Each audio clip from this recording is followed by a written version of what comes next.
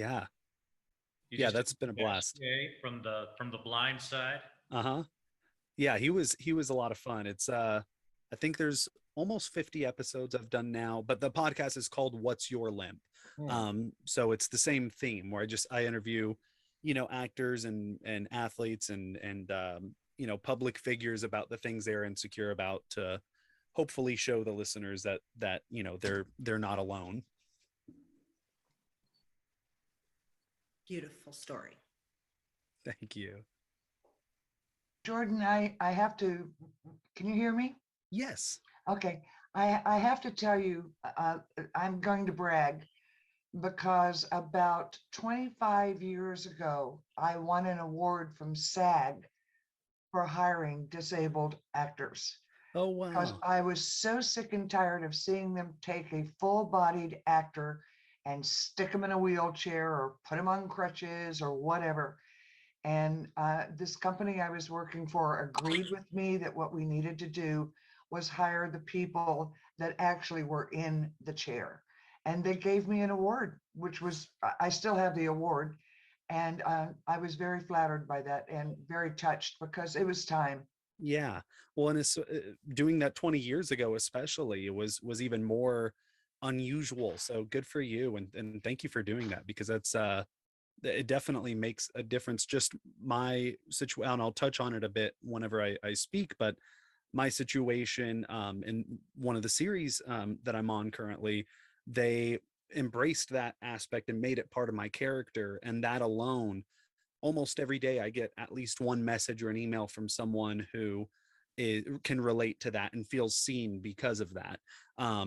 Someone that may have a daughter that has scoliosis who gets bullied or something like that, and it's shown me how important that kind of you know uh, diversity is in a project. So good for you. Thank you. Oh, no, it was a pleasure. I mean, to me, it was, I've cast a lot of Native American films, and it was like taking these people and putting makeup on them to make them look as if they were Native Americans, and that sickens me. So I've been a long time proponent of hiring anybody that is actually that character. So Yeah, that's that's important great. to me. That's really good. Yeah, that's the end of the bragging. A woman ahead of her time. So we have a basic structure for the event tonight, but a little bit of it is going to be organic, and I look forward to seeing just kind of what life it takes of its own once you guys start talking. Yeah, Gary, Yes. you want to do announcements, and then I'll do the introduction. We'll start with Zoe, do a little bit of Q&A afterwards, and then Jordan will talk, and then we'll do an audience Q&A after that. Well, let me give a short introduction. I'm Gary Wimmer. I started Network Awesome Mixer about 15 years ago. My cohort, Don East, casting agent, casting Director. director. Bam, bam, memory.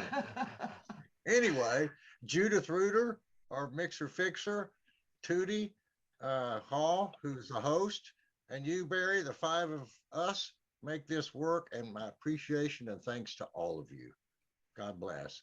Barry, I'll let you take it over, man. Thank you, Okay. Gary. Well, I'm so excited and proud to call both of the guests we have on tonight. They're clients and friends.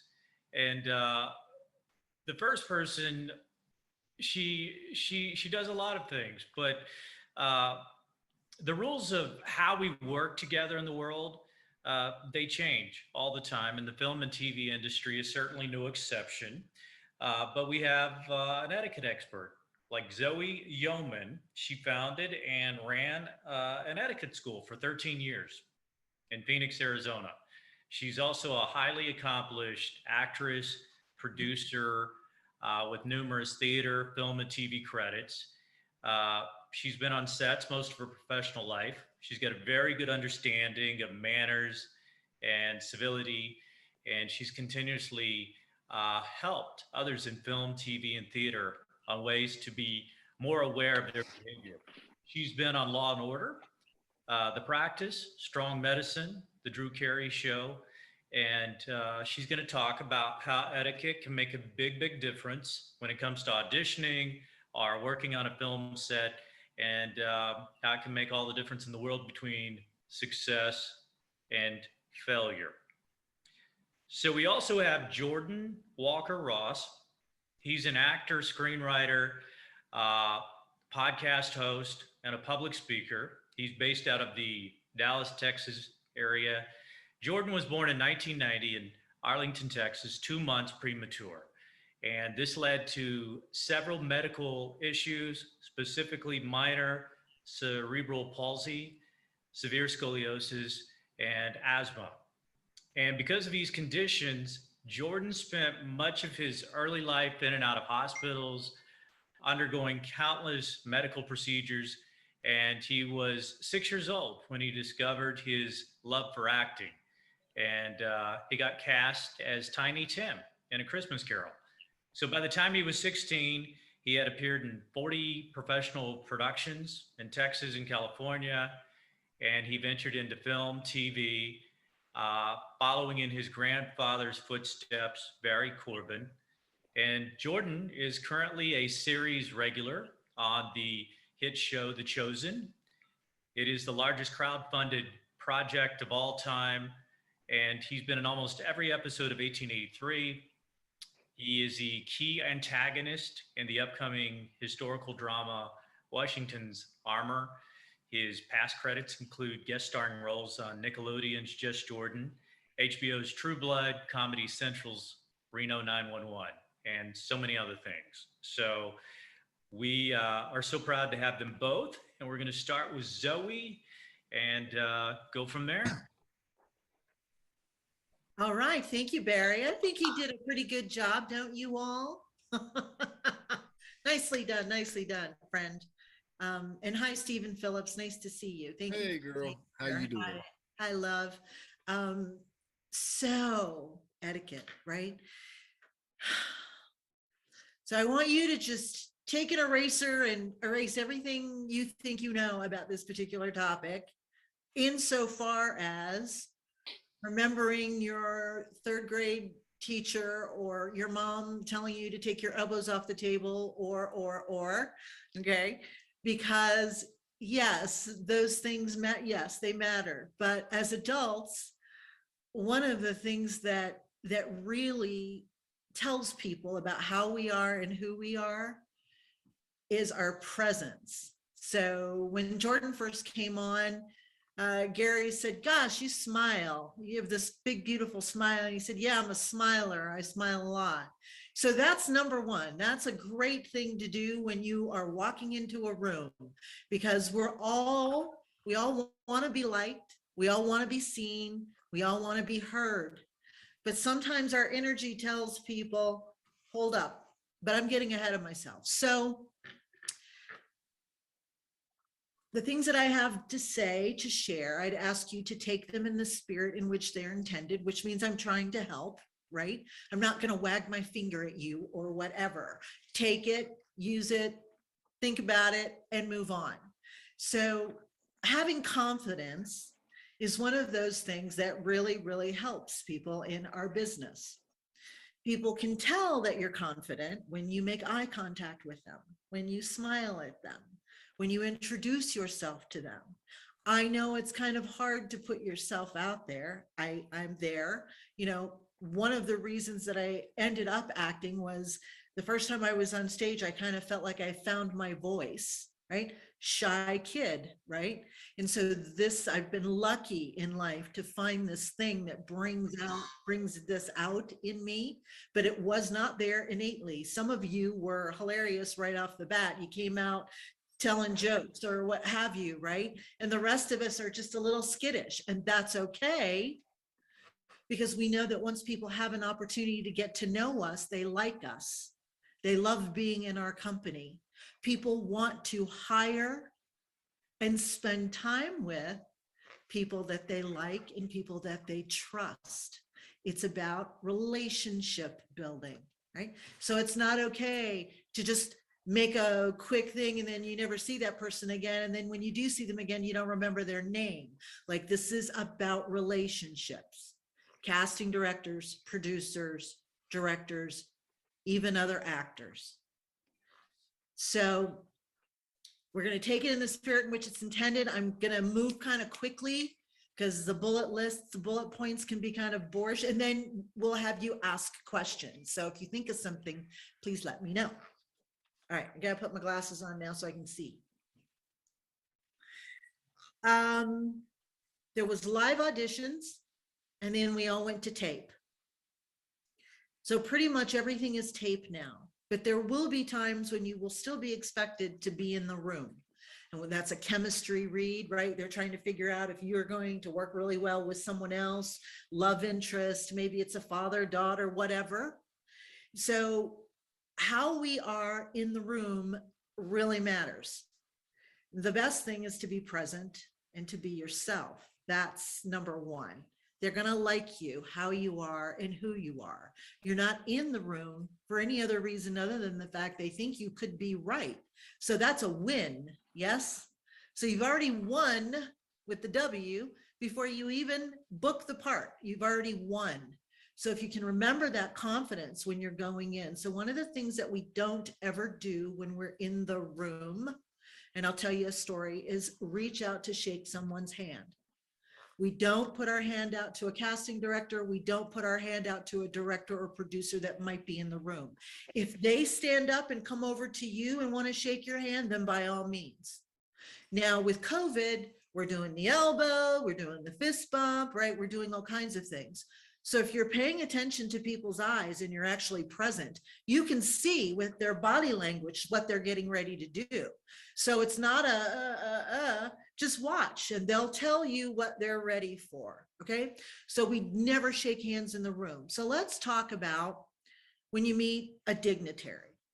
So here's a California story. So I met at an event with Arnold Schwarzenegger and his wife, Maria, at the time. And he stands up to say hello to me, right? As a gentleman would, yes. When a lady comes to the table, a gentleman tends to stand. So he stands up, he puts his hand out, we shake hands. And then he says, and this is my wife, meet my wife, Maria. Now, Maria Schwarzenegger, Maria Kennedy Schwarzenegger, she isn't going to stand up, and she's the dignitary, yes? So she looks up at me and she says, hello, Zoe, it's very nice to meet you. I do not put my hand out to her. She did not stand up and she did not put her hand out to me. And that was not offensive in the least. Can you imagine how many hands she must shake in any given course of the day? Yeah, so we said our pleasantries and I was on my way. All right. Okay. So another thing that we want to be when we're walking into a room is to be cleaned up in every way. Do I need to go further? Right. So you need to be dressed, your clothes well for the role, what have you. You don't want a costume, but you need to present well. So that means nails, hair, everything, clothes ironed, super important. You don't necessarily want to look like you just rolled out of bed. So we want you to be on time, and you're going to be in that hallway waiting for that door to open and that casting assistant to ask you to come in at least 10 minutes prior to your time for that appointment. And you're going to walk in there, you're going to do your job. You're not going to be too much work. If you have to they'll always say, do you have any questions? You can have a question, but it better be a smart question. It needs to be a good question, not just a, hey, let me talk to you more question, because they can read that like it's just coming off of you. All right. So stay in your power. Be confident. Remember, you have the win when you walked in the room. All right. And we don't want to be too much work. So that's kind of like, do your audition. Thank you very much. Make eye contact with everyone. Literally look everyone in the eye and thank them for having you in the room. Genuinely beaming from inside and with your smile, and then get out. Right? That's how it's done. Am I right, Denise? You are. Can you hear me? Yes, Denise, Oh, I can hear okay. you. Yes. I feel like I just attended my own class because you said so much of what I say. You are so completely right, particularly about the don't touch me part. And if you're going to ask a question, ask it before the camera's rolling. Don't ask a stupid question on camera. And the politeness and just the eye contact is so important. You can say good morning and look at 6 people simultaneously. Yes, you can. And So so you- you're so brilliant. I love you. I'm a casting director herself. All Yeah. right. So this is something that we have had the opportunity to learn over time, and certainly hoping that we will all get to go back in the room sooner rather than later. I personally love going in the room. Yeah. Like I love it. Some people are thrilled with the whole self-tape thing. Okay, you know, whatever works for you. All right, moving on. So networking. We talked a little bit about you meet somebody and you don't remember their name the next time you see them. How do you remember someone's name? Well, luckily, I can see that it's Donise, Donise. Denise. It's not a common name, is it? Right. It's not a usual, kind of a typical name, is it? It's very pretty. But Thank I would have said to her, Donnie, would you spell that for me, please? And she would have proceeded to spell it for me. And then it would have been in my head. And I never would have called her Denise, and I never would have called her any number of things, right? So this is one thing that happens. We're not sure what someone's name is. And instead of being in our power and right then and there saying, you know what, I missed your name the first time. Will you share it with me again? Nothing wrong with that. As a matter of fact, that's better than calling somebody by the wrong name for 90 minutes. Wouldn't you say? True. Yeah. Okay. So that's one way to remember someone's name. If you're going to shake their hand or spend time with them, try to use their name a couple of times in a sentence. If you get the feeling at all that they're not remembering your name, help them. That's what etiquette is. It's about helping people. And when people are confident, when people feel confident that you have their best interest at heart, they're going to trust you. And why shouldn't they trust you, right? And then once they start trusting you, then they really want to work with you because they know that they can. So business cards aren't always, it's about timing. So you may not want to walk up to somebody who is a celebrity and hand them a business card. Probably not a great move. But if you're sitting at the same table together and you're there for a dinner or a cocktail reception or something, and you're talking and you have things in common, just be informed and be present. You'll know when the right time is. And a lot of times, you know, like you've probably heard the story about how Steven Spielberg was in the elevator and some young man gets in, some kid, and they start chit-chatting, and Steven looks at him and he says, do you have a headshot resume? And he goes, no, it's in my car. And he's like, oh, okay. So you might think that that's an opportunity missed. We don't really know if that story's true, but if you have a little card on you at all times, then, you know, you've kind of taken care of that issue. I think smiling is such a great way for people to feel confident about you and around you. And it gives them a minute to kind of relax. So ask questions about them, not too personal. Ask a question. Are you from Lubbock, or did I hear you were from? And let people share things about themselves. The more they talk about themselves and the less you talk about you, the more they will like you. Isn't that weird? It's so weird that So way. true. Yes, right? So we want to find out about you. And they walk away going, golly, I like that gal. I really liked her. Something that you learn, people like to talk about themselves typically. You don't want to be what we call a monologist, right? A monologist.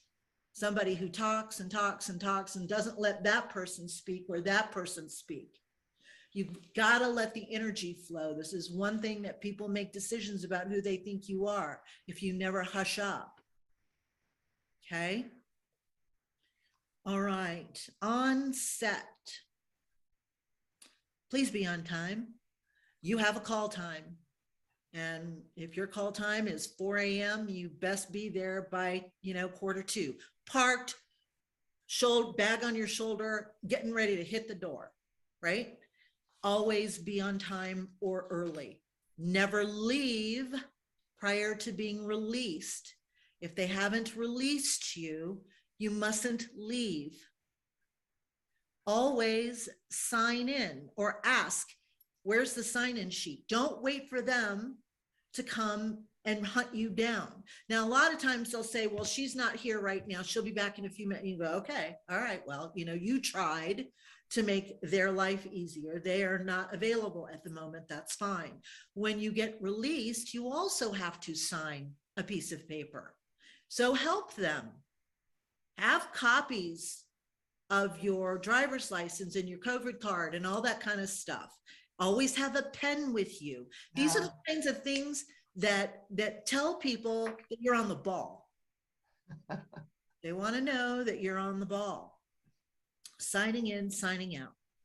Again, your wardrobe. Now, when you do a lot of indie stuff, which means that there isn't a wardrobe master or mistress, there isn't somebody doing your hair and your makeup, and you're bringing your own bag, you're bringing your own clothes. Those clothes need to be hung up. They need to be ironed. I'll tell you, a kid came to set. I was producing a short, and this kid came to set, and all of his stuff was just thrown in a bag. And guess who had to stand there and iron his clothes? Oh, no. Well, the producer, of course, right? Because we didn't have we asked everybody, we told everybody what to bring. Everybody was okay with that. But the stuff was not in good repair. And I scolded him while I was ironing his shirt.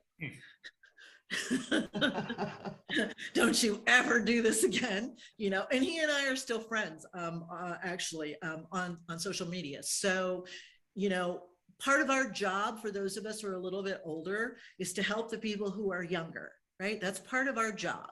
And I'm happy to share with folks, younger folks, what they need to know. So that's a little thing. On-set silence is golden. Shut your mouth. It's a trap. You will get in so much trouble. You should be paying attention to what's transpiring in front of you on set. A lot of times you'll learn quite a few things if you're actually present and listening and watching. Remember, if you're mic'd, it could be hot. So you're talking, whatever about the director, and you're in somebody, they can hear you.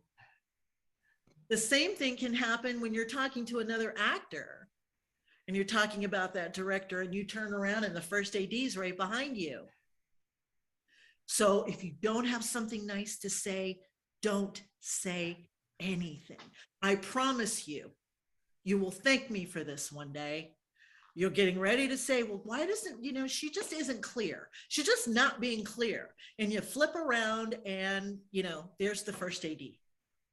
So if you don't have something nice to say, just keep it to yourself. This is a big, big deal. And it'll keep you out of trouble, I promise. So stay present. Careful if you're mic'd. Sometimes they forget to shut you off, and they walk away, and you're walking around, and that kind of thing. All right, one more little piece of advice, and then we're gonna see if you have any questions. All right, so when your background, and we all did it, we all do it from time to time, you know what I mean. They're going to be long days, so you need to bring entertainment with you. So your phone charger, your phone, your book, a play. I was on set recently with somebody who's in a very well-known hit TV show, and he's sitting there working his stationary bike, and I've got a play in front of me, and then I had another book in front of me. And eventually he came over and we started talking about the book I was reading. So not only does it open you up to conversation, but it keeps you out of trouble because you're not somewhere where you shouldn't be and you're close enough where you can hear what's going on and all that good stuff. So, keep something to entertain. Know that you're going to be there. Don't start asking, are we leaving now? Are we done yet? Are we wrapped? Can I go home? My dog needs food. Yes, we know your dog needs food and you should have had somebody taking care of your dog that day. All right. So this is what you sign up for when you do that kind of work.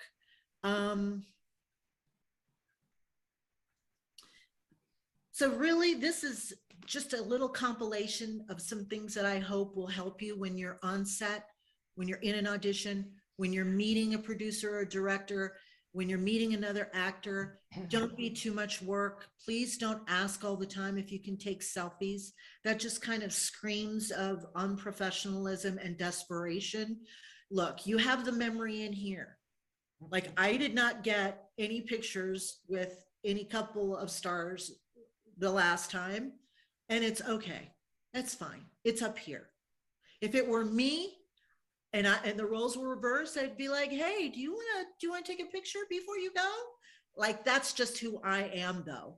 Like, I understand how important it is to be seen, as an actor, and for somebody to, do you a solid, if you will, right? So just be your best self, be present. Don't work too hard. Don't try too hard. Smile. People are going to love you for exactly who you are. And that's my little show in a nutshell. That is amazing. All right. Thank you. Thank you. Thank you, Zoe. You're welcome, Barry. Wow. Okay, so we're going to open the floor up to questions. And just to make sure we understand the technical aspect of this, you go in, what is it, the reactions? And they do the, a thumbs up or something to raise their hand? Oh, okay. There we go. Got it. All right, so who has the first question? I see Miss Donnie. Donnie's does. Yeah, well, of course. First of all, that was fantastic. And can you hear me? Yeah, oh, yes. Oh, okay. I could not agree more with every single solitary word that you said. And I could probably, being a very verbose woman, add a hell of a lot to it. But I do have one pet peeve that I would like for you to address for me. Absolutely, my pleasure. I have actors walk up to me, and I meet thousands of actors. I mean, I've been in Texas for 22 years. I know a lot of people. And one of the things that absolutely kills me is when they walk up and say, hi, remember me? Oh, mm-hmm. And I haven't seen them in 5 years. Mm-hmm. And I used to say, I'm so sorry. Could you please help me out? I know your face, but I can't pull up your name. And now when they come up to me and say, hey, remember me? I just look at them and say, no. I know. That's probably pretty rude. I'm so tired of that question. Well, you're over it. It is a pet peeve, and I understand. So let's help everybody. How do I handle that? Do better in that situation. So you would never, because all you're doing is setting yourself up for embarrassment. She says, no, I don't remember you, and I don't know how you are. How are you going to feel in front of your 4 friends? So you would say, Donnice, I don't know your last name. Hardy. So they may say, hey, Ms. Hardy, do you hi, it's so good to see you. Zoe. Thank you. Right? Zoe. Ah, yes, I remember you. Or maybe they know you by your first name, call you by your first, whatever the case may be. I always up it. It's Ms. Hardy until she tells me, call me Donnice. Right. Then you use her first name, right? Her Christian name, as they say. So that's how we do that. All right. If there's ever a doubt, the best thing would be to say, hey, it's Henry. It's Thomas, right? And Thomas will say, yeah, hey, Henry, you just made Thomas look really good. And that's what people like. All right. Thank you. I hope, did I answer your question? Yes, ma'am. Okay, Thank you. very good. You're very welcome. Anybody else? just know the yeses and the pleases and the thank yous, and being nice to the wardrobe people, and being super sweet to the people who do your hair and makeup, and who bring you food, the catering stuff. All of those people matter. Never, ever, ever treat anybody less than. You will end up sorry. Never be too big to take care of somebody else, to help somebody else, to remember their name and call them by their name. All right. These are the kinds of things that people remember on set and offset. Okay, very well. You don't see any other questions? It's a smart group. I've got a comment, Zoe. Okay, Gary. First of all, what you talk about is beyond film. Correct. Beyond acting. It's about life. We could use you to speak at the UN about about being a good human being. So I thank you very much. I know you think that and know that it goes beyond acting, but what you said about acting in sets is very valid. God bless you, girl, because the whole human race has to learn to think like that, more aware, more ethical, more kind, and so forth. So thank you for bringing it up. Well, you're very welcome, I'm sure. Look, I am not perfect.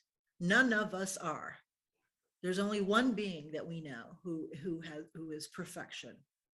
And we all make mistakes. We all say dumb things sometimes, and sometimes we're mean, and then we get to walk away and beat ourselves up. That's okay. You can go beat yourself up. But if we all just try to do the best we can in every given moment, in any given moment, someone will give you grace, afford you grace, and then you will afford someone else grace later that day who's struggling or who's frustrated or who's having a bad moment. So it's just about being the best part of who you are. It's not about being perfect. Because you can always apologize. Sincerely. You can say, I'm sorry, that was out of line. I apologize. Forgive me, right? Right. And Zoe, we talk a lot, you and I, about how in today's world, everyone seems to be very much on edge. And with everything going on, there's always something. It's kindness and civility, and those things seem to have gotten tossed aside, right? What about on set when there's a situation, you're having issues with someone on set? What is the hierarchy protocol? Wow. This is such a good question. So I was on set one time, and the principals, there weren't a lot of principals on set that day. What does that mean? That mean, well, okay, what does that mean? Principals are the people that have speaking lines, right? They are on set, they're in a scene or 5, and those are your leads for the day. So I was one of the principals. I had a trailer, and I get snackish, and I'd go to find the craft services table back when we had craft services, and I'm snacking and picking and then going back to my trailer. And this happened a couple times. I didn't get called until very, very kind of late in the day, but it was okay because I had really nice accommodations. So that was cool. So like the third time I show up at the table, this guy gets kind of crappy with me. And I'm thinking to myself, I'm allowed to be here. I'm allowed to be snacking and grabbing and everything. And he was very, very rude to me. So I went to the second AD. And, we never want to kind of stand up for ourselves. We're afraid we're going to get in trouble. We're afraid we're going to say the wrong thing. But, you must stand up for you. So I went to the second, and I said, this person was just incredibly rude to me for no reason. I'm a principal. And he's like, yeah, Zoe, I know who you are. And I said, I've been in my trailer and I'm getting a little peckish, and I come out and I want a little snack. And he's like, I'll take care of it.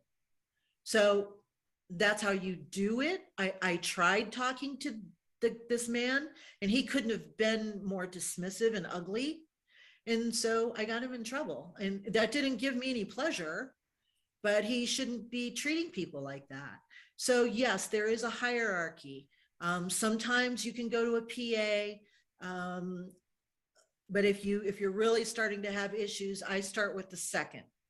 And then I haven't had to ever go any further than that at this point. Wow. Nice. Anyone? Questions? Stephen Phillips, are you trying to raise your hand? Or are you just giving a thumbs up? We can't hear you, Stephen. Second. Can you hear me? Can you hear me now? Yeah. Yeah. Yes. Okay, I didn't realize. I'm sorry. Yeah, I was wanting to ask a question. I didn't know what I was supposed to do, but anyway, I mean, pick me. You guys, by the way, Stephen Phillips is a radio morning show host out of Georgia. And he's got an amazing program called The Morning Dish. We appreciate you being with us tonight.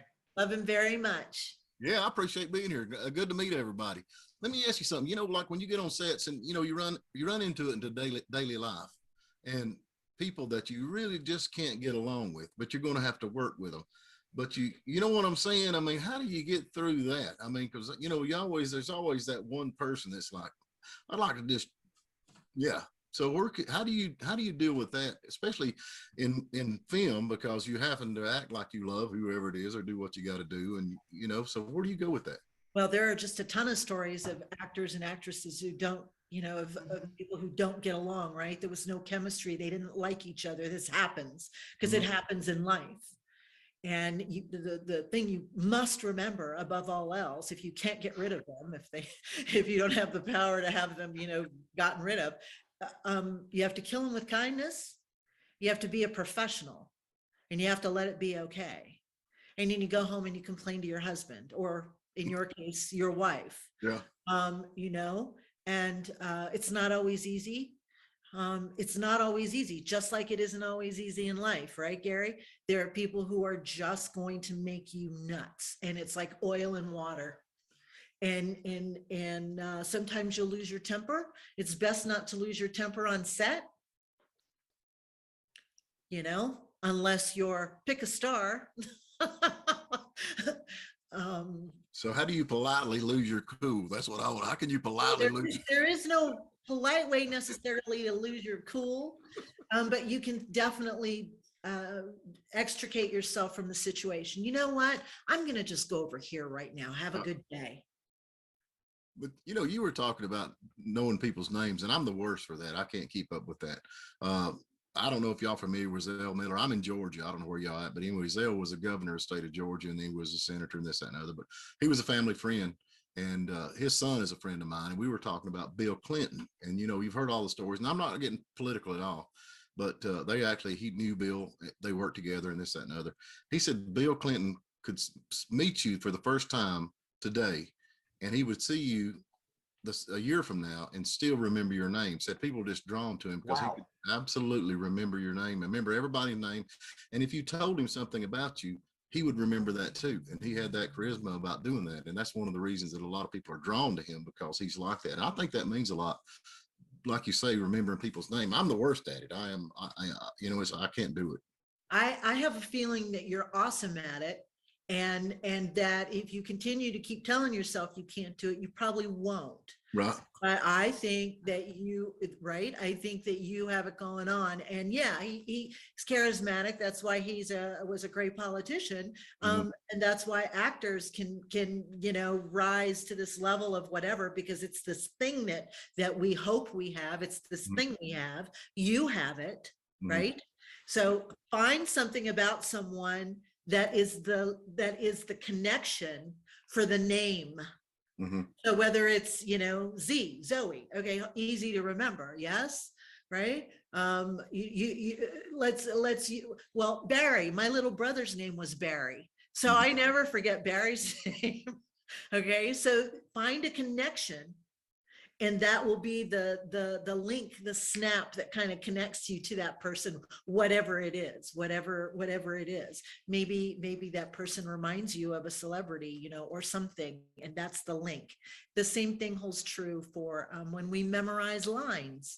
If we put a link, if we're having trouble making the next thing, if we would just put a link right there, we'd go, okay, now I've got it. Now I remember what comes next. So you have this, Stephen. I don't know. I skip. I just I just let the rough end drag. You know, that's what I do. I'm just on That's radio. the greatest saying, you guys. I just let the rough end drag. I love you. All right. Zoe has been on Steven's show. I've lost count how many times now. Guest co-hosted and everything. So I feel like they go way back at this point. Who else has a question? Shanna?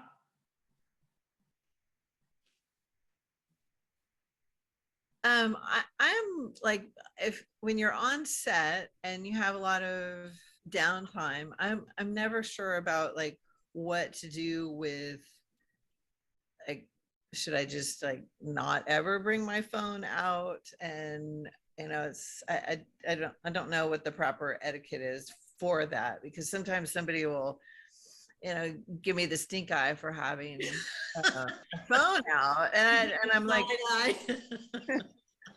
this is such a great question, and thank you so much for asking it.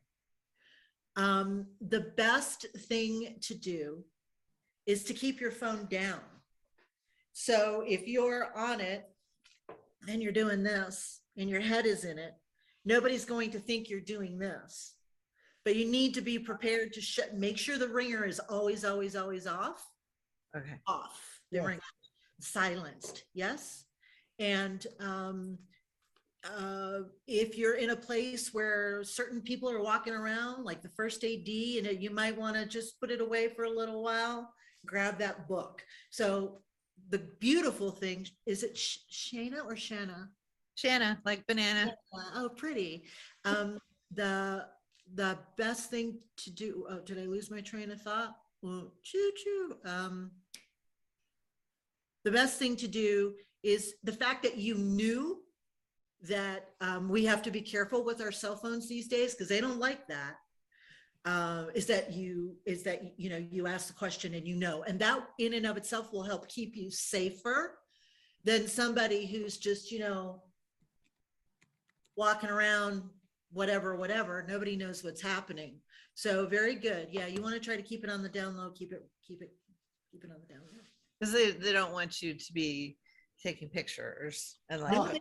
No, they do not. I mean, there are big stars that have things in their contracts like nobody's allowed to look at me in the eye. Mhm. Nobody's allowed to take a selfie with me. Everybody has to keep 20 feet back.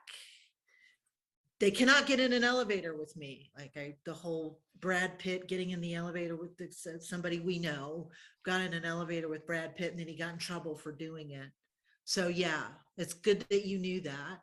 So keep your distance. Don't crowd those people. They can get a little, and you know what? Think about it. They're famous, right? So people are at them all the time. Imagine if someone were at you all the time. So just put yourself in their shoes. And I hope I answered that. Stephen, yes? Did you have another question?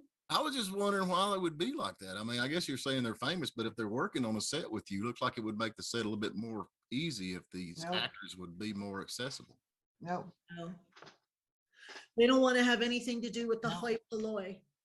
So, they're human beings. So they get uncomfortable. They don't like being stared at. They don't, all of it. So they are insulated from any number of things and any number of people. And our job is to, respect that because we have to respect them as human beings because they're human beings first. I've heard that. I didn't realize that was a big issue though, but it seems like it must be. It is. Yes, Kathy, my friend. I just wanted to add one other observation is that actor may have a really heavy scene coming up and maybe running lines in their head, just like we have to run lines in our head. So I think a lot of it is not snobbishness or I'm better than you or anything. They're to do a big job. Sometimes it is, and sometimes it is, and sometimes it isn't, and you're 100% but you don't know which one it is. So never do. They could be. I always give the benefit of the doubt that they've got a job to do, and I'm not about to interfere with it. I'm so glad you pointed that out. You're 100% correct. Sometimes they're in their zone. when I'm in my zone, my head is down. I'm either in my script or I'm in my trailer. I'm not out in the world. But if they're just waiting for the guy to change the batteries or, whatever is needing to happen, and they need to be in that moment, then yeah, they don't want us pulling their focus. Yes. But on the other hand, some of them are very friendly. I did Breaking Bad, and Dean Norris came over to my table and sat down to have lunch with me to have a chat during lunch or whenever it was. He's a really nice man, though. He is. He's a really nice man. So if someone invites you into their world, hey, you're now in their world. But otherwise, I just respect what they're doing as professionals. Agreed. And there is something to be said for being like less impressed and more involved, right? And it does kind of shift the energy a little bit when you're working with someone, and then suddenly that goes from, well, hey, can we take a selfie? Because in that person's mind, the celebrity's mind, you then want something from them, as opposed to just getting the job done. And everyone has social media, and they know exactly where those pictures are going to go. Great point. And then I think we have one more, and then Donise. Yes, ma'am. What? I wanted to add to what Kathy said, because Kathy's 100% right. Mm-hmm. When an actor, and especially one of the stars, is on the set, they do not want to be approached. They don't want to have people come over and go, hi, can I take a selfie with you? That's nonsense. They are professional. They are there to do a job. And they're in that zone where their next scene is coming up. And the last thing on earth, most of them, not all of them, but most of them don't mean to be rude. It's that they're working, they're studying, and they're preparing. And the last thing that they want is some extra coming, well, with all due respect to extras, but the last thing they want is somebody to come over and start annoying them. Yeah, gab, gab, gab. They don't want it. So I always tell everyone, leave them completely alone. And as Kathy just pointed out, if somebody approaches you, then by all means. I worked with Audrey Hepburn and in San Francisco, and all the extras, I was casting extras in those days, all the extras were upstairs in City Hall, and they literally, 2 men had to bring Miss Hepburn upstairs because the dress was so heavy and she was so tiny and so slight. And she came up, and I'd said to everybody, don't talk to her. And she came up and she kind of looked around and she said, well, good evening, everyone, because nobody was talking. And then they went, hello, Miss Hepburn. And it was just adorable. And she was so lovely, so fabulous. But people have to be respectful of who and what they are, and that they are working. It's a job. Thank you. Thank you. My pleasure. Anyone else? Bonnie, we'll finish out with you. Did you raise your hand, Bonnie? Yeah, go ahead. Yes, I raised my hand on there, and for some reason it didn't come up. So I wanted to ask that same question. Putting Jordan's shoes in the space of 1883, because you got Tim McGraw and Faith Hill.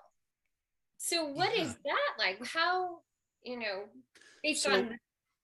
Yeah, that was, it was a lot of fun. I, being one of the principals, I wasn't a lead on it. I wasn't in the top, 10 on the call sheet or anything like that. But being a principal, I did get more time around Tim and Faith and Sam Elliott and all of those guys. And it was really interesting to watch, because there were, at any given time, 200 or so extras on set.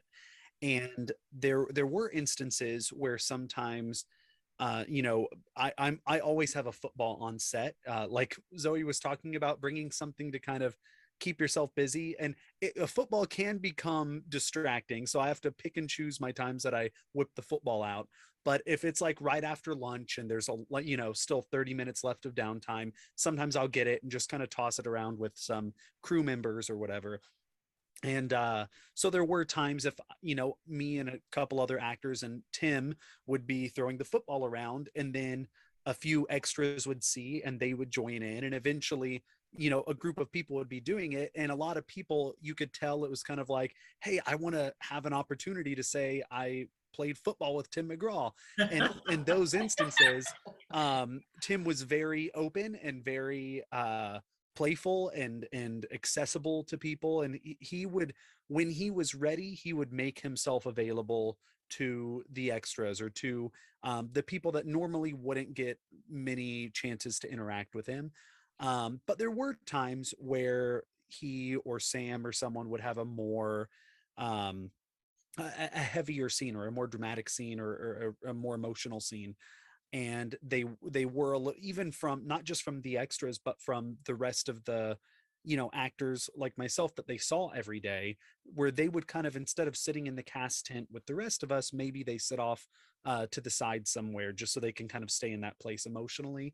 And there were instances where you know there were some extras, now that I'm thinking about it, that actually got let go because they did cross a few boundaries. And I remember like at one point in particular, Sam was doing a scene, and as he was doing it, on right past the camera, he could see extras that were off camera that were taking pictures of him, and he called them out on it, and they were not back after that.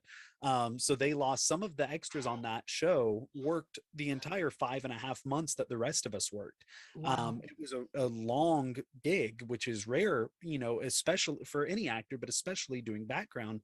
Working 5.5 months on a show is a long gig, and they missed out on that because they were taking pictures. But the thing that they didn't realize is, if they had stuck it out and not snuck the pictures, by the end of it, Tim and Faith and Sam and everyone was taking pictures with everyone, and everyone was kind of like one big family. So if you, as I can't remember who made the point, but if you're just kind of there, I think Barry had mentioned this, if you're just talking to them as a person and not with any agendas or motives to get a picture or to get an autograph or to tell them about yourself or to get on their radar, if you're just talking to them as if they were another extra, you're much more likely to get that picture or to in the long run. So yeah, it was an interesting experience. And even the other show I'm on, The Chosen, the first season we did it was very low budget. No one really knew anything, like even those of us that were in it didn't know what it would become. But then by the time we got to season 2, we were experiencing some similar things on set where people were taking pictures, and we would spot that from off to the side, and someone holding their phone at their hip thinking they're being sneaky, but we can clearly see what they're doing. And none of us wanted to be snooty or anything, and people may have thought we were, but we did have to talk to production so they could call some people out on that, because there were instances where, I don't know if any of you have seen The Chosen, but we're wearing robes.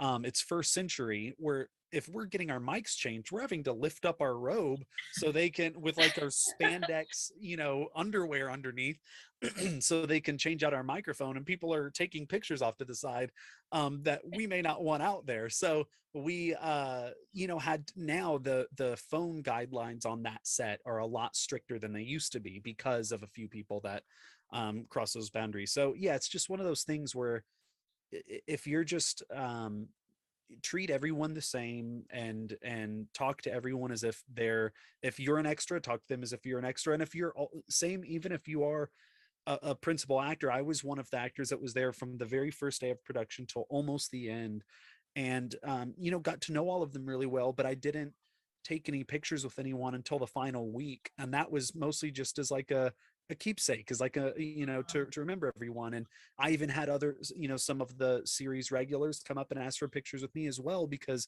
we had formed those bonds at that point.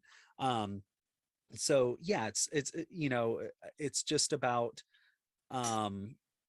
being tactful and understanding the situation and understanding reading people's body language and understanding the place they're in. If they're off to the side, don't go talk to them, all of that kind of stuff. But it was watching it from the perspective of like Tim and Faith and Sam, who were mega stars, was definitely really interesting.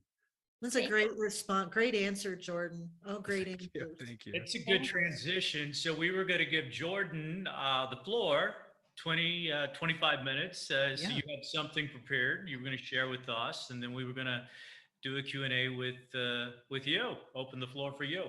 For sure. So my name's Jordan Ross, for those of you who don't know, and I am an actor based out of Dallas, Texas. I'm currently a series regular on The Chosen. I was on 1883 and have been doing this since I was 6. When I first discovered acting, I knew it was what I knew immediately this was what I wanted to do with my life. So I was really fortunate to find my calling at 6 years old. You know, a lot of people, it may take their whole life to finally discover what they feel like their purpose is. But I was really fortunate in that regard. Unfortunately, I picked one of the most inconsistent, unpredictable businesses in the world. So that's the downfall. But it was interesting because I grew up with a lot of medical problems. I was in and out of the hospital. I've had half a dozen major surgeries, and from probably age 5 up until my late teens, I was probably hospitalized an average of 4 times a year due to my asthma, for about a week at a time, where about 4 times a year, I'd go to ICU for a few days and then move up to the general population hospital, and then be released and be pumped up with steroids and all of that. Now I'm on some preventative meds, which help. But all of that taught me, as Zoe touched on, patience. I think being on set, like 99% of it is waiting around and keeping yourself entertained. And that's what I had to do growing up. So it definitely prepared me for the film industry. I don't know who said this. It's an old quote, but it's one of my favorite quotes. And it's, I don't get paid to act. I get paid to wait. The acting I do for free. And I love that quote so much. But anyway, so I found acting, and I began pursuing that, doing a lot of theater. My disabilities, my limp, as a result of my cerebral palsy and scoliosis, was never an issue. I knew I was different. I knew I walked different, and that when I did things, it looked slightly different than when other people did. But it was never, until I got into high school, it wasn't an insecurity of mine. I just, I grew up with I went to a private school growing up. All those kids knew me since they were 3 or 4. So they never made fun of me or anything. They just accepted that I was different as well. But then getting into high school, once you go through puberty and you're already going through all these changes as it is. But then when you add on top of that, people making fun of this thing that makes me different, that became it became an insecurity for the first time in my life. For the first time, I viewed my difference as a weakness, and as something that I should feel shame towards and that I should be embarrassed of. And a big reason, the high school I went to in 9th grade, it was my first public school. I knew nobody. And yeah, it was a strange time. I was just, it was kind of like, there are certain people with more severe disabilities that were in the school that weren't made fun of as much, because it was almost like, I guess socially people viewed it as like crossing a line. Like, we can't make fun of that person. That's taking it too far. But with me just having a slight limp, it was something that they felt, it was kind of fair game. I was just different enough where I stood out. But they didn't feel bad about making fun of me. And so people, it initially was them just making jokes. And I remember I'd float around and try to sit with different groups and, different little subcultures within high school, like the goths or the emo kids or the skaters or the jocks. And I would try to see where I fit in. And I couldn't really find even the theater kids. It was very cliquey, and I couldn't find my group. And then a couple of kids, I was sitting with them. So I was already feeling kind of isolated, but I wasn't made fun of yet. And then The first time I was, these kids invited me to sit with them at lunch, and they started talking to me about my interests. And I told them I'm an actor. And at the time, I had been spending my summers in LA. I had, appeared on like Barney and Walker, Texas Ranger, and a few little independent films and stuff like that. So I had a few credits to my name. And when they asked what I had done, I told them, and I was getting excited, like, oh, someone's showing interest in me. Like Zoe said, when you're talking about yourself, you feel like, you like this person when someone's asking about you, and you're drawn to them. So I was getting excited that maybe I was going to make friends.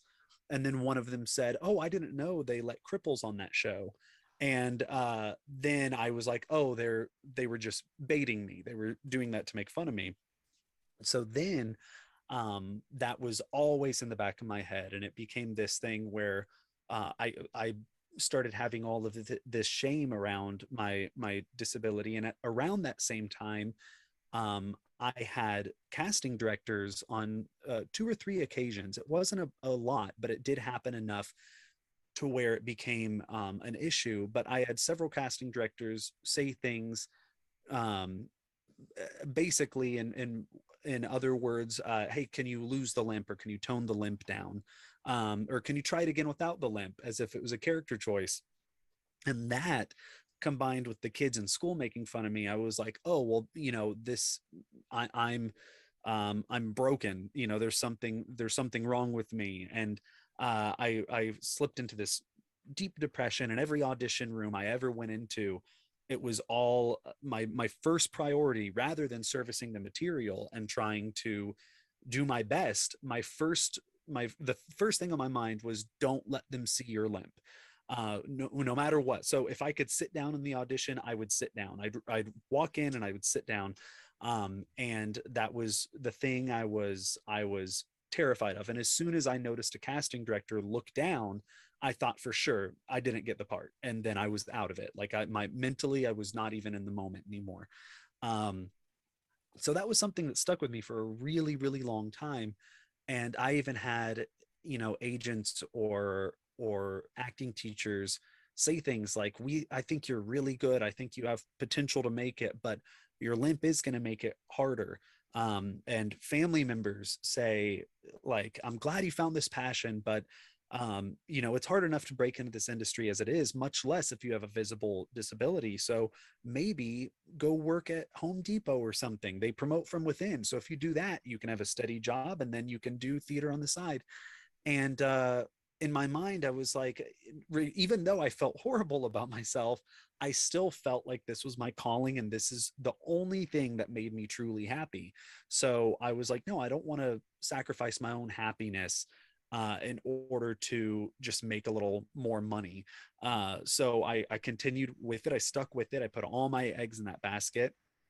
And then a few years later, so I lived in LA. I went through the struggles of being, the actor waiting tables and just barely getting by out there. At the time, and now you couldn't even find this rate, but I was living in an apartment, a 2-bedroom, 1-bathroom apartment for me and my roommate were each paying $1,200 a month. And now that would be a deal, but it was it was hard times. So I ended up moving back to Texas.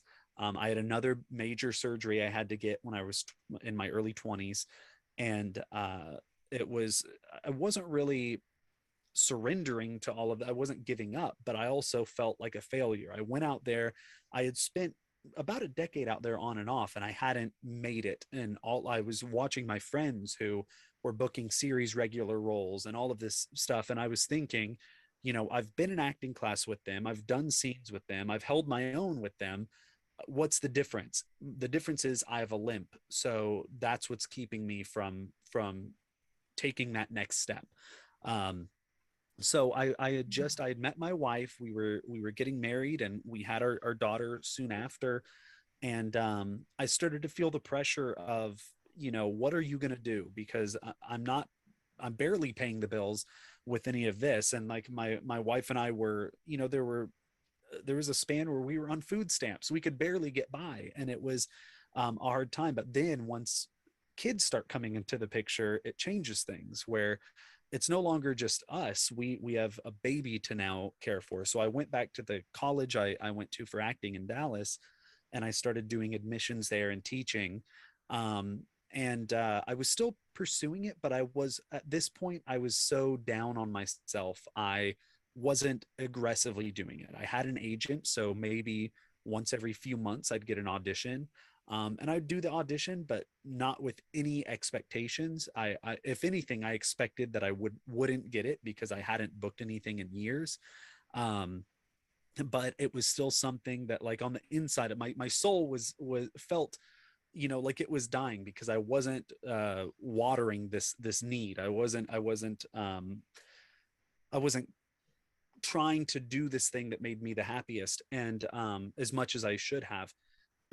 And then I got the audition for The Chosen, which I touched on it earlier. At the time, was the breakdown that I was sent just said it was for this period series that was set in first century Jerusalem, and that it was a crowd-funded project, and I think the rate at the time was a little more than like the minimum. It was maybe $250 a day or something like that. So it was like a decent paycheck compared to like things I had done in the past. And I got the audition notice, and since I was doing admissions at this school, I was giving tours of this acting school.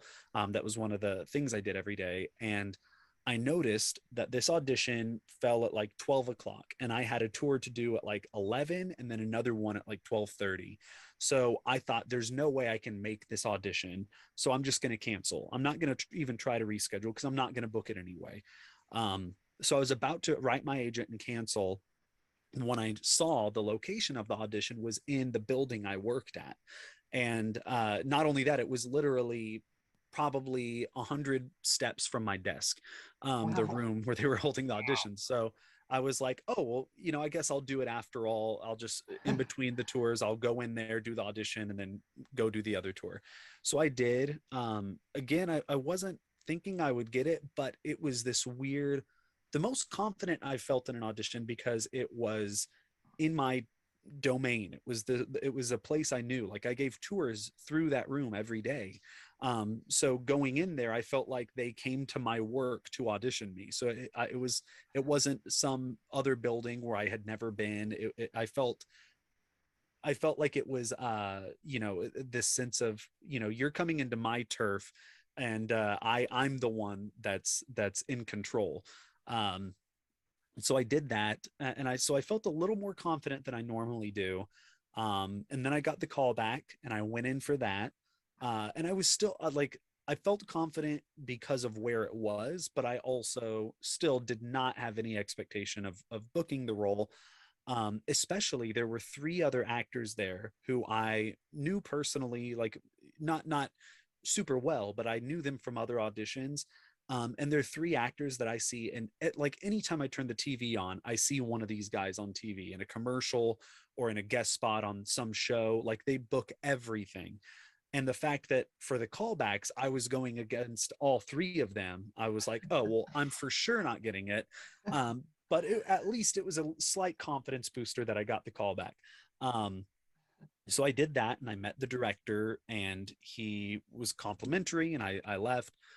And a few days later, I got the call that I had booked it. So that was exciting. I remember thinking, I don't know what this show is going to be, or how, like, I had no expectations of how big the show would become. I just thought, oh, cool, I'll get a couple of scenes for my demo reel that look really high quality. And I'll, that'll be great. Because at the time I hadn't updated my demo reel for like 4 years. It had been that long since I booked anything. So I shot at first we only had enough funding to do the first 4 episodes. And for that, I think it was, I can't remember what our per episode budget was, but it was a good amount. It was a decent amount of money. So it looked really good, and we did it. And I remember the director, Dallas Jenkins, telling me after we wrapped on the first 4, because I only worked like 4 days in those first 4 episodes. But he told me, hey, you have a lot more to do in the next 4 episodes. So I was like, oh, cool. And a year went by, and we finally got the funding for the next 4 episodes, and we went and did that. And from just that break, I noticed my role was so small in the first 4 episodes, I wasn't being recognized at all. But on set for those next 4 episodes, there were some extras that were like getting excited to see, the actor who plays Jesus or the actress that plays Mary Magdalene. People were starting to get excited. So I was like, oh, people are actually watching this thing. And then after we did that, when we went out, it was another year in between. And right after COVID hit is when we started on season 2.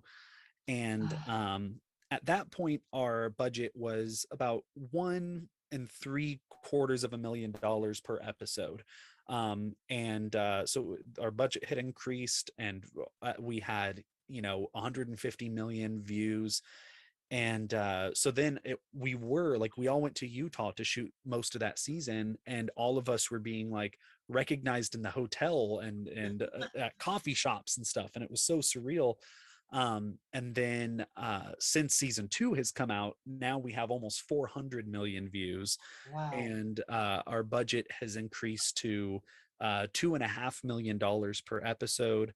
And we are building a giant first century set in Midlothian, Texas, as well as a 30,000 square foot soundstage. And we're starting production the end of April. But that show for season 2, after the director had told me, you'll have more to do in the next 4 episodes of season 1, when we wrapped that, he had told me, because he had mentioned my limp at one point in season 1, and it made me incredibly nervous because I had been cut out of a national commercial because my limp was too noticeable.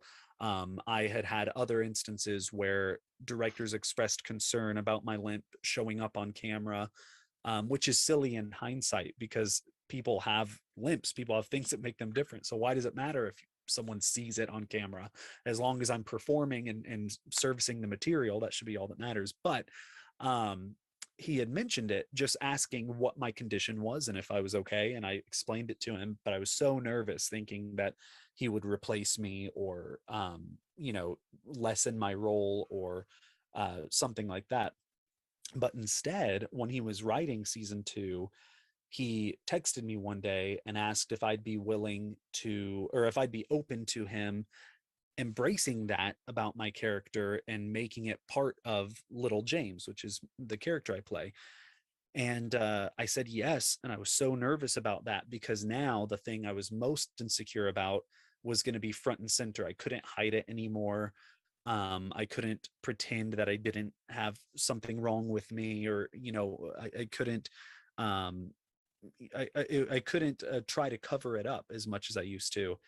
But we did. And the scene was, the scene that we had first addressed it in was with me and another one of the apostles. I'm not sure, for those of you who haven't seen The Chosen, it's about Jesus and the apostles. And there's a scene with me and one of the apostles discussing it, and he's asking me if Jesus is off healing a bunch of people in a tent, and all of the apostles are kind of hanging out in the background, just trying to kill time and being like, hey, we're getting hungry. Like, how much longer is this going to be? And he asks me, I'm kind of in a bad mood, and he asks what's wrong. And he ends up asking me why, if it bothers me to watch him heal these other people when I'm not being healed. And I tell him, yeah, it is, but I'm not sure how to bring it up. I'm not sure, if it would be appropriate for me to bring it up, but it's something that's eating at my character. And now I just recently got the scripts for season 3, and we expand on it way more. And it's such, just doing that scene, it was so therapeutic for me, but for viewers as well. But for me to go through that scene and ask those questions of like, why did I have to be born this way? Or why do other people get to book these roles that I want that, like I'm not even getting the opportunity to audition? Like all of these questions I've had in my own head, I was getting to let out in this scene. And since then, Deadline actually wrote an article about it when they were kind of, it was during this span where they were covering a lot of inclusivity in the arts when it comes to disability. and they wrote an article about my character, which opened all sorts of doors and inspired me to start my podcast. And doing that, once that scene aired, I started getting emails, as I mentioned before we started, to the few of you that were here. I started getting emails almost daily from people telling me, I have cerebral palsy. I'm 50 years old, and it's something I've always been insecure about. So thank you for being open about it. And someone else saying, as I started talking more and more about the things I've gone through, people saying like, my daughter's 12 and is currently being bullied in school. And I showed her your podcast. So thank you for speaking out about it. And it's giving her hope and things like that. And I'm not saying like, oh, look at me, I'm inspiring people. That's not what I'm trying to say. I'm saying that like them embracing this in my character has given me the confidence to be proud of who I am. And I'm not saying that there's like this, the special thing about me, but there is something that makes me unique. And I've learned that it's not anything to be ashamed of. It's not anything to hide. And now I'm very aggressive in my pursuit of relationships within this industry and trying to work with people whom I admire and reaching out to producers and casting directors, which isn't the most it's not the normal way of doing things, but when I do it, I lead with my limp. I tell them up front, like, this is who I am. I've got a limp.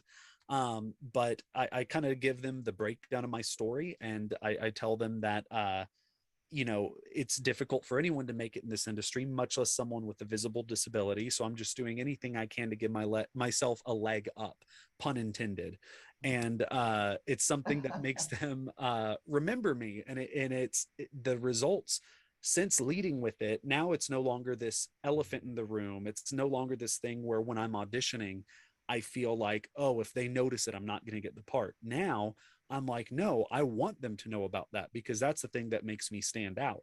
And the results have been so amazing since I've started doing that.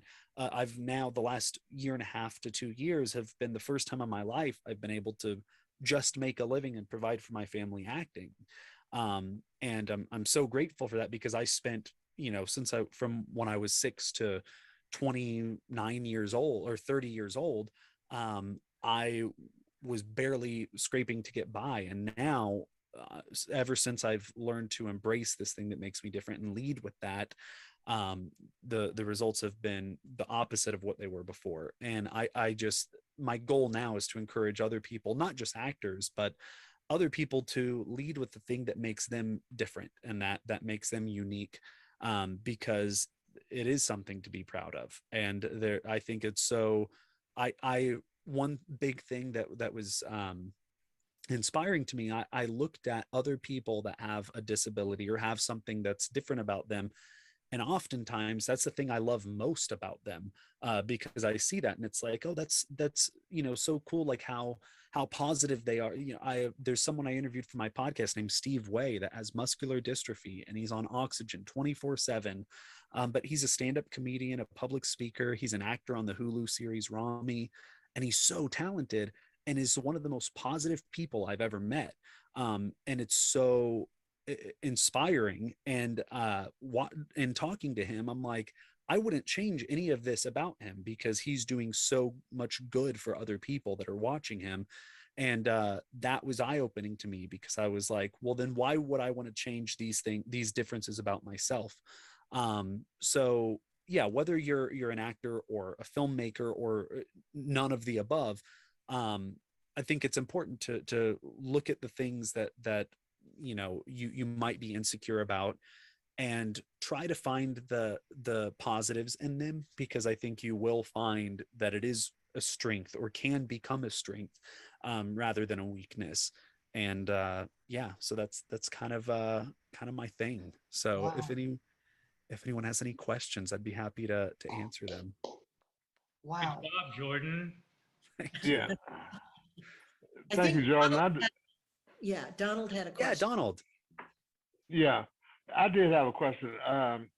So do you think, I'm a disabled vet, and I well, I have some of my disability is unseen, some is seen. Plus I'm getting up in age. But I've often wondered if it was better to be upfront about that and put it like somewhere in my resume or out on my actors access or something, or should I just address it as it comes up? Because one of the things too in my audition I've noticed that when I do a 360, for all, to get a profile on all sides, I can't straighten my back all the way up. Yeah. But I'm like 70, I'm in my 70s, and I don't know if that's something that is kind of comes with the age or what. Yeah, I'm the opposite. I have a metal rod going down my whole spine, so I can't bend. If they need me to be flexible, then they're out of luck. But yeah, I think that it's something to lead with, to put out there, put it on your actors access. I would say, because the industry is starting to change. There are roles that I'm seeing more and more breakdowns, especially from big studios, that are saying submit actors without any regard to disability or any other factor. And beyond that, I've seen a lot of breakdowns encouraging agents and managers to submit actors with disabilities.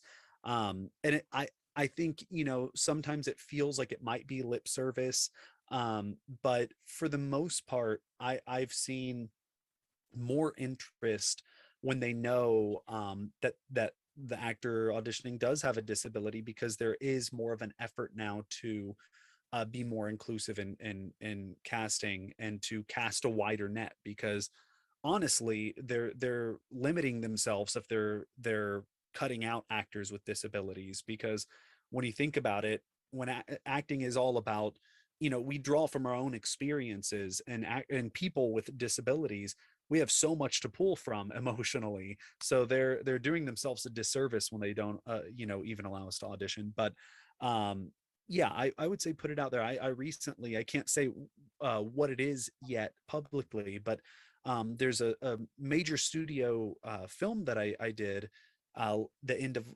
towards the end of last year. And it was definitely the biggest thing I've ever been a part of. And they were so, they had put on the breakdown, we encourage you to submit actors with disabilities. And upon booking it, they were so accommodating. And I'm very mobile. I can get around, I may get tired after walking a long distance, but I don't need help in a wheelchair or anything.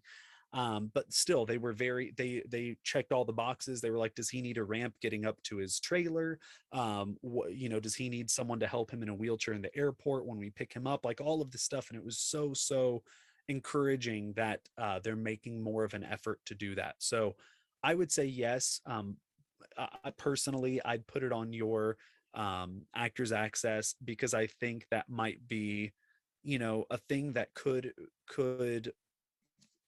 make you stick out just a little bit more, even, especially with the push to be more inclusive in casting choices. So yeah, I would say go for it. And if there are productions that are more closed-minded about it, then it's their loss.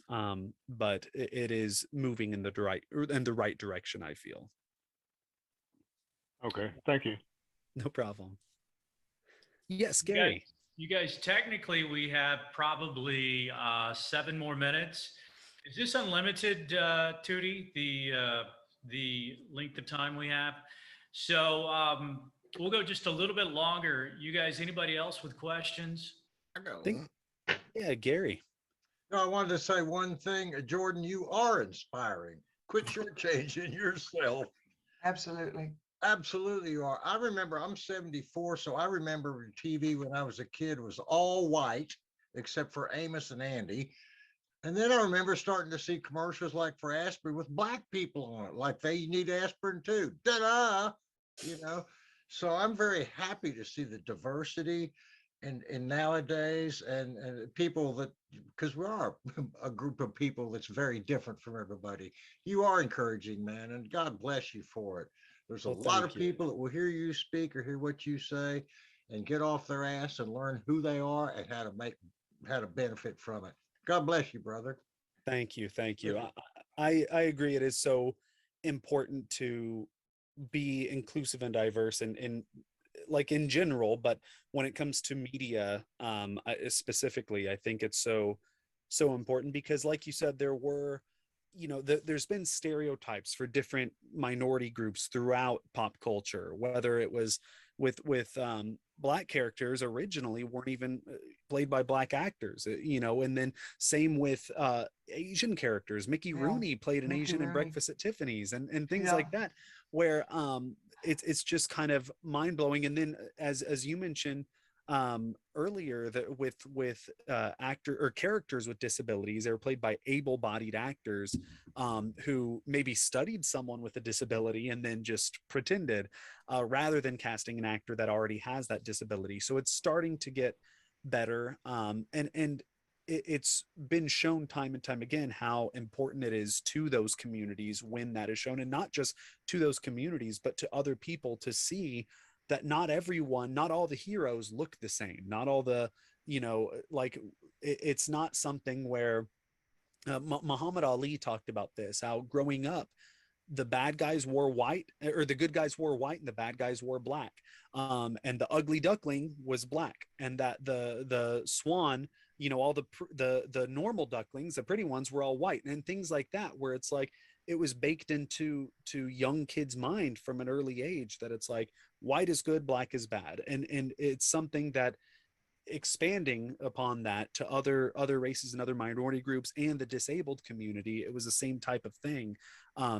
Disabled characters were often portrayed as victims and weak, and they needed help, rather than fully functioning members of society. Why can't there be a judge in a courtroom drama that happens to be in a wheelchair? Why can't there be some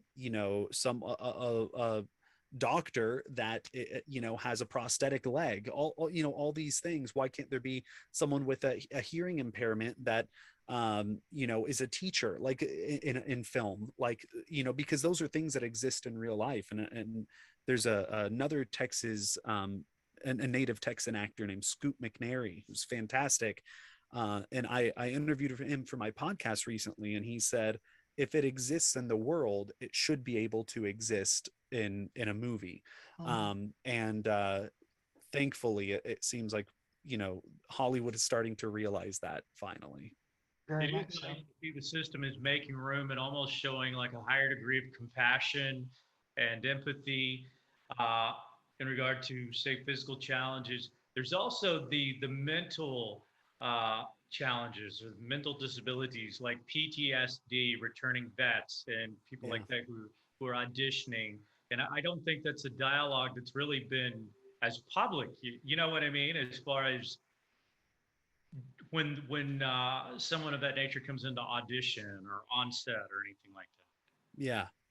Yeah, it's it's something that with mental health, it's something that is it's easier to kind of brush off than it is with, if someone has a visible disability. You may take that more seriously, but mental health is becoming more of a focus as well. I think that that's so important, especially for actors, to to not only focus on your own mental health, but also to embrace other people that may be going through something, whether it's PTSD or some sort of trauma that they've experienced, to have empathy for that, and to give those people opportunities as well. Because actors, this isn't a profession that attracts mentally stable people often, including myself. We're kind of all over the place. So I'm glad that, yeah, like you said, we are starting to embrace that a little bit more.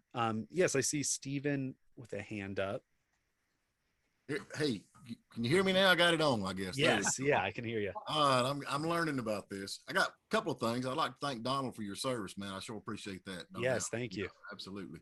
And my wife wanted me to tell you that she thinks you're cute as a button because she's watched The Chosen. That's one of her favorite shows ever. So, oh, that's awesome. Thank Thank you. you. Tell your wife I said thank you. hey, now listen on this, and yeah, all y'all are involved in movies and that kind of stuff, and I'm in radio and music, but the diversity that's coming in, and just like with you call it a disability, I don't think it's a disability. It's just the way you are and the way a lot of Right. people are. I like to watch movies or TV series with normal people. I hate to watch something that everybody is perfect. Their teeth is just white as white can be. And do you see the movie business going that way? Do you think it's going to be more diverse with the handicap and with, Yeah. what I mean, with normal, average, everyday people? Yeah, I think I spoke just yesterday to an actress for my podcast named Jess Wexler, and she's a great actress. She's best friends with Jessica Chastain, who just got nominated for another Oscar, and they went through Juilliard together. And Jess, when she was before, she was kind of like this ingenue, like played a lot of those types of characters, like the love interest, whenever she was younger in a lot of indies.